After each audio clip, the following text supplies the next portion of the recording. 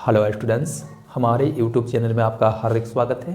तो चलिए आज हम पढ़ते हैं क्लास 10th में दो चरों वाले रैखिक समीकरण युग्म चैप्टर का एक महत्वपूर्ण क्वेश्चन।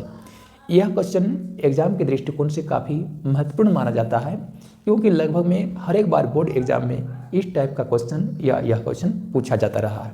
तो आगामी बोर्ड एग्जाम को ध्यान में रखते हुए ही आप लोगों के लिए ये क्वेश्चन लेकर आज हम हाजिर हुए हैं। इस क्वेश्चन का सारांश कुछ इस तरह का है कि एक लड़की ऋतु है। ऋतु धारा के अनुकूल यानी धारा के दिशा में 2 घंटे में 20 किलोमीटर तैर सकती है। जैसे कि आप सभी जानते हो, नदी में जल की जो धारा होती है वो ऊपर से नीचे की ओर बहती है। धारा के अनुकूल कहने का मतलब है कि नदी में वो ऋतु जब धारा की दिशा में तैर रही है तो 2 घंटे की समय अवधि में वो 20 किलोमीटर की दूरी तैर सकती है। ठीक है। और धारा के प्रतिकूल यानी धारा के विपरीत दिशा में, ठीक है। जैसे मान के चलिए एक नदी का ड्राइंग आप लोग यहाँ पर बना लेंगे इस ढंग की। तो यदि वो धारा के अनुकूल में जो है जा रही है तो 2 घंटे में 20 किलोमीटर की दूरी तय कर रही है।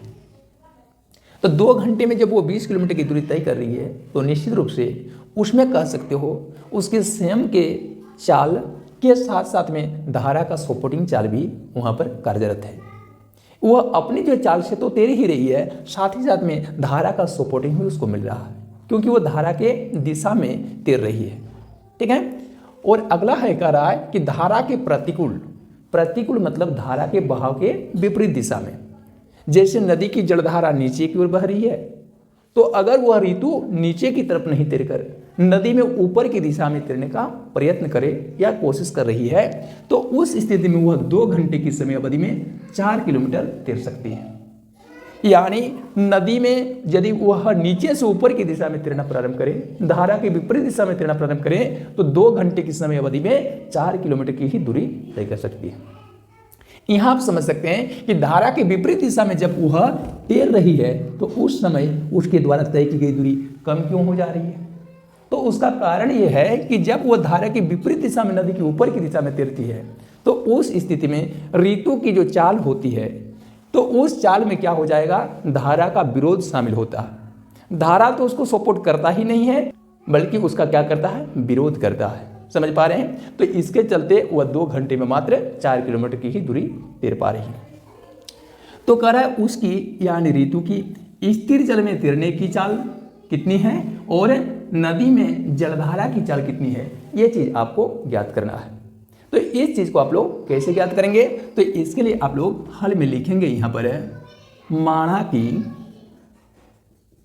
शांत जल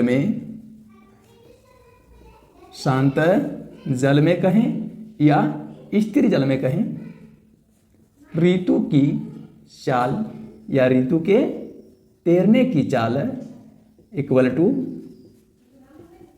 x किलोमीटर प्रति घंटा। अगर शांत जल में ऋतु को तैरने के लिए कहा जाए तो मान के चलिए वह x किलोमीटर प्रति घंटा की चाल से तैर सकती है। यानी 1 घंटा में शांत जल में वह x किलोमीटर की दूरी तय कर सकती है। ये चीज हम लोग मान लिए। तथा नदी में धारा की चाल को हम लोग क्या करेंगे, एक अन्य चर राशि के रूप में मान लेंगे और वह मान के चलिए है y किलोमीटर पर आवर। यानी शांत जल में ऋतु के तैरने की चाल है अगर x किलोमीटर प्रति घंटा, तो हम लोग नदी में जलधारा की चाल को मान लेंगे अन्य चर राशि y किलोमीटर प्रति घंटा। ठीक है। अब प्रश्न से कहाँ आएंगे, प्रश्न में आकर क्या करोगे कि धारा के अनुकूल, तो ऋतु धारा के अनुकूल 2 घंटे में 20 किलोमीटर तैर सकती है। इस चीज को यहां लिख देंगे। ऋतु 2 घंटे में कितनी दूरी तैर कर सकती है, 20 किलोमीटर। तो याद देकर हम लोग लिख सकते हैं धारा के अनुकूल ऋतु की चाल इक्वल टू, चाल बराबर कौन सा सूत्र जानते हैं हम लोग, दूरी बट्टा समय का सूत्र जानते हैं। तो चाल बराबर क्या हो जाएगा, दूरी बट्टा समय। लेकिन थोड़ा सा ध्यान दोगे, धारा के अनुकूल जब ऋतु तैरने लगेगी तो उस स्थिति में ऋतु की चाल के साथ साथ में धारा की चाल भी आपस में क्या हो जाएगी, जुड़ जाएगी, क्योंकि धारा उसे नीचे की दिशा में तैरने में मदद करने लगेगा। तो इसलिए धारा के अनुकूल ऋतु की चाल में क्या हो जाएगा, ऋतु का स्वयं का जो चाल है x किलोमीटर प्रति घंटा, उसमें जो है ऐड हो जाएगा धारा की चाल कितनी, y किलोमीटर प्रति घंटा, इक्वल टू हो जाएगा उधर क्या, दूरी, उनके द्वारा तय की जाने वाली दूरी क्या है धारा के अनुकूल में 20 किलोमीटर, और 20 किलोमीटर की दूरी तय करने में उसे लगा समय कितना है, 2 घंटा। याद देकर आप लोग इसको कह सकते हैं x प्लस वाई, किलोमीटर प्रति घंटा को हम छोड़ रहे हैं क्योंकि वहाँ पर भी किलोमीटर प्रति घंटा हो जाएगा, तो उस स्थिति में हो जाएगा x plus y equal to, यहाँ पर काट छांट कर दोगे हो जाएगा 10 किलोमीटर प्रति घंटा। ठीक है, तो यहाँ पर 10 किलोमीटर प्रति घंटा नहीं लिखकर केवल 10 लिखिए और इसको कर देंगे समीकरण नंबर 1। ठीक है, तो इस प्रकार से पहली स्थिति में हमको एक समीकरण प्राप्त हो गया, इसको हम लोग समीकरण नंबर 1 बनाकर रख देंगे। अब फिर प्रश्न से, अब फिर प्रश्न से, प्रश्न में आएंगे धारा के प्रतिकूल, धारा के प्रतिकूल वह 2 घंटे में कितना चल सकती है, केवल 4 किलोमीटर तैर सकती है। ठीक है, याद एक लिख सकते हो, धारा के प्रतिकूल ऋतु की चाल इक्वल टू क्या हो जाएगा, फिर फार्मूला लगेगा दूरी बटा समय का। अब ध्यान दोगे, धारा के प्रतिकूल जब ऋतु तैरने लगेगी तो प्रतिकूल तैरने पर ऋतु की जो स्वयं की चाल है उसमें धारा की चाल क्या होगी, माइनस होगी। उसका कारण क्यों है, तो क्योंकि ऋतु नीचे से ऊपर की दिशा में तैर रही है, लेकिन नदी की जलधारा ऊपर से नीचे की दिशा में बह रही है, यानी वह ऋतु के चाल का सपोर्ट नहीं करेगी बल्कि उसका विरोध करने लगेगी। इसलिए क्या हो जाएगा, इसमें ऋतु की जो चाल है x किलोमीटर पर घंटा, उसमें माइनस हो जाएगा धारा की चाल कितनी, y किलोमीटर पर घंटा, इक्वल टू तय की जाने वाली दूरी कितनी है, तो 4 किलोमीटर की दूरी है दूसरी स्थिति में। अब बट्टा लगा समय कितना है, 2 घंटे का, तो 2 आवर्स लिखोगे।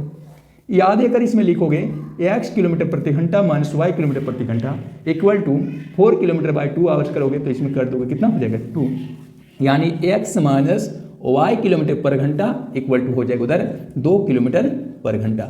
ठीक है, तो उसमें हम लोग बाएं साइड में भी किलोमीटर प्रति घंटा को छोड़ दिए, दाहिने साइड में भी छोड़ दिए, तो उस स्थिति में दूसरा समीकरण प्राप्त हो जाएगा x minus y equal to 2, और इसे हम समीकरण नंबर 2 का नाम रख देंगे। यहाँ पर लिखोगे अब समीकरण 1 और समीकरण 2 से, समीकरण 1 और समीकरण 2 लेंगे तो 1 नंबर का समीकरण क्या है, x plus y equal to 10, ये समीकरण नंबर 1 है, जबकि समीकरण नंबर 2 है x minus y equal to 2, यह समीकरण नंबर 2 है। अब इसे जब हल करेंगे तो जैसे कि आप सभी जानते हैं 2 चरों वाले रेखीय समीकरण को हल करने की कई बीजगणितीय विधियां हैं, उसमें सबसे जो है आसान जो विधि है वह है आपका विलोपन विधि या लुप्तीकरण विधि। तो हम लोग लुप्तीकरण विधि से जब इसको हल करेंगे तो क्या देख रहे हैं, इसका जो सेकंड नंबर के पद हैं, दोनों समीकरण का सेकंड नंबर का पद वे सजातीय पद हैं, उनके गुणांक भी समान हैं, परंतु उनके चिन्ह आपस में क्या है, एक दूसरे के विरोधी हैं, प्लस माइनस के रूप में है। सो वह अपने आप कट जाएंगे, तो यहाँ लिख देना है जोड़ने पर। ध्यान देना, यदि किसी समीकरण के पद आपस में अपने आप कट जा रहे हैं, उसके चिन्ह बदलने की कोई आवश्यकता नहीं हो रही है, तो उस स्थिति में हमें लिखना चाहिए जोड़ने पर। फिर ये दोनों पद कट जाएंगे। अब x का पद का चिन्ह है प्लस, यहाँ पर भी चिन्ह है प्लस, दोनों जुड़ जाएंगे, x और x कितना हो जाएगा 2x, प्लस प्लस के पद जोड़ेंगे, योगफल प्लस में आएगा तो प्लस 2x इक्वल टू हो जाएगा 10 का चिन्ह प्लस में, 2 का चिन्ह प्लस में, दोनों जुड़ जाएगा तो कितना हो जाएगा 12। तो प्लस 2x इक्वल टू 12 है, या फिर 2x इक्वल टू 12, तो x इक्वल टू कितना होगा 12/2 कर दोगे 6। ठीक है, अब क्या करना है, x इक्वल टू 6 का मान आप चाहें तो समीकरण नंबर 1 में रख सकते हो या फिर समीकरण नंबर 2 में रख सकते हो।